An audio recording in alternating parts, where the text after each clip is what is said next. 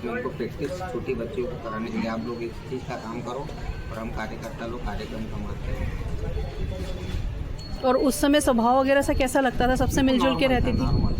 तो शादी तय हुई उसके बाद उसके व्यवहार में कोई फ़र्क दिखा था? उसके बाद में फ़र्क आएगा ना। शादी के बाद में हो सकता है कि पहले से ही कुछ ऐसा दिमाग में कुछ चल रहा हो, शादी के बाद में अपने को ऐसा लग रहा है कि अपने को नहीं करना है कुछ भी, तो अपने पेरेंट्स को तो बता सकते हैं। हाँ, मैं वही मतलब आप इतना बड़ा कदम उठाने से पहले अगर आप सिर्फ अपने घर में एक बार शेयर करते, और चलिए मान लीजिए माता पिता तैयार नहीं है तो बहुत रास्ते होते हैं। आप बालिग थे, कोई भी रास्ता ले सकते थे आप।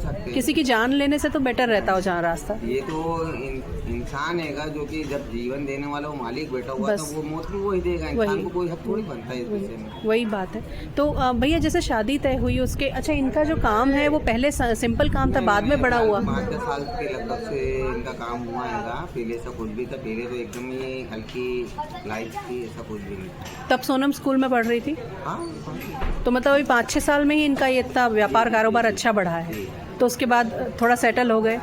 कुछ राजनीतिक वगैरह है इनका क्या किसी से? कुछ भी राजनीति में तो अपने घर से तो यहाँ पर कोई राजनीति नहीं, कुछ भी नहीं है जी।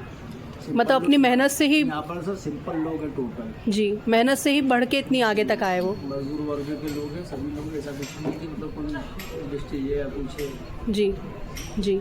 तो मतलब अपनी मेहनत से उन्होंने इतना आगे तक मुकाम हासिल किया, और गोविंद भैया भी साथ में रहे उनके जुड़े हुए। शुरू से ही बहुत बढ़िया बच्चे को डराता था और तब से जानते गोविंद को ऐसा व्यवहार में उसका ऐसा कहीं कुछ। हाँ, उनका तो वो तो अभी वैसे भी वो मीडिया में छाए हुए सब जगह वही। वो भी बहुत एक भाई का फर्ज अदा कर रहा है वो।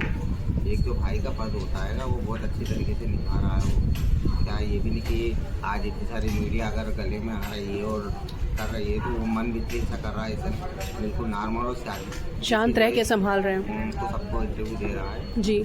अच्छा, उस लड़के को कभी आते जाते देखा आपने, राज कुशवाहा, जिसका नाम इतना? तो इनके मकान में किराया वगैरह से रखते थे ये लोग, खुद ही रखते थे इनको।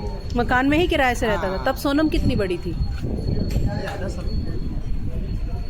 मतलब ये काम बढ़ने के बाद सोनम ने काम ज्वाइन कर लिया था, तब रखा होगा उसको। जैसे ये क्या होता है, जैसे अब ये इनके जो या गाँव के होते थे वो तो रखते थे वहाँ पे से उनके यहाँ पर काम पे रखते थे, तो उन्होंने बोला कि यार कहा जाएगा किराए का कमरा ढूंढे, तो हमारे वहाँ पे 2-3 मंजिला मकान है तो उसी में कमरा ले ले और किराया दे दिया था। हाँ, कहीं और किराया दे रहा, तो परिवार के साथ ही रहता था पहले वो? मतलब अगर किराए से सिंगल। अच्छा, अकेले? क्योंकि उसकी तो मम्मी और 3 बहनें और हैं। तो वो अभी कहीं इधर आए होंगे, बाद में लेके आए। जी। होंगे जब यहाँ से कमरा खाली करके उधर नंदबाग गए होंगे तो फिर मम्मी और बहनों को भी लेके आए होंगे। जी जी।